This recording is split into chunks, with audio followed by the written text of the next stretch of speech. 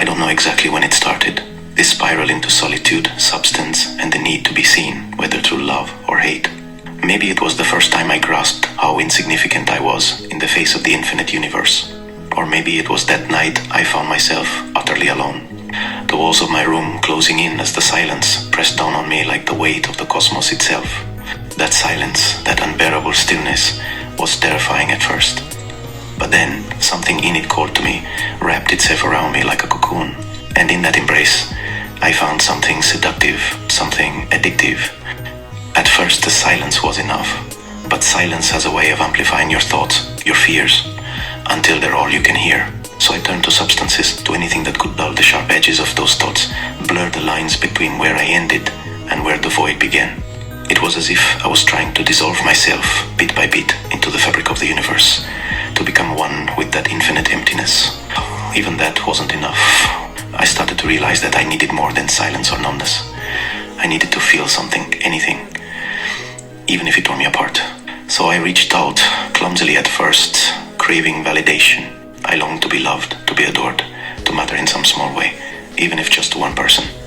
But love, I soon learned, is as fleeting as smoke. It couldn't fill the bottomless void I carried within me.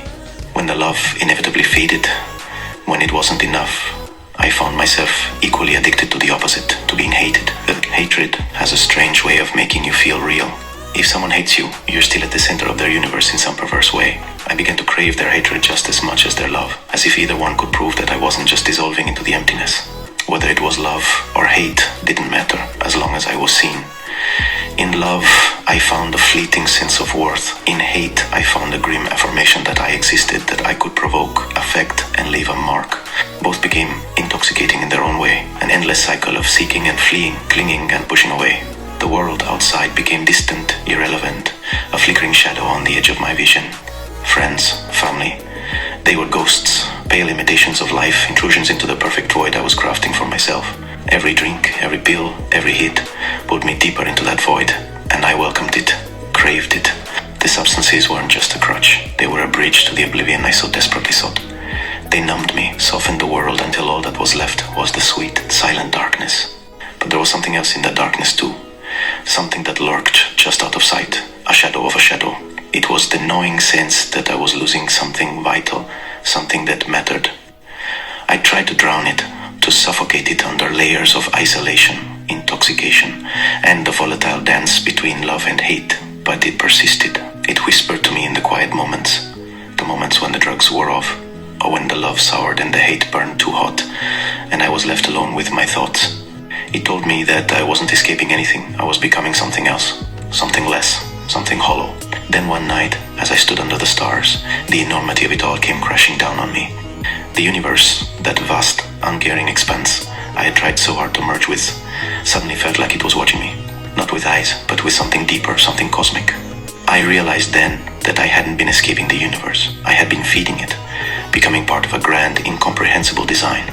The silence wasn't just silence. It was a reflection, a mirror of the void inside me, the void I had created. The substances weren't just dulling my senses, they were connecting me to something beyond comprehension, something infinite and eternal. And it was in that moment, under the cold gaze of the stars, that I understood. I wasn't just addicted to the silence, to the substances, to the fleeting highs of love or the burning lows of hate. I was addicted to the search itself, the search for meaning, for purpose, for something that could fill the endless void inside me. But that search was never meant to end.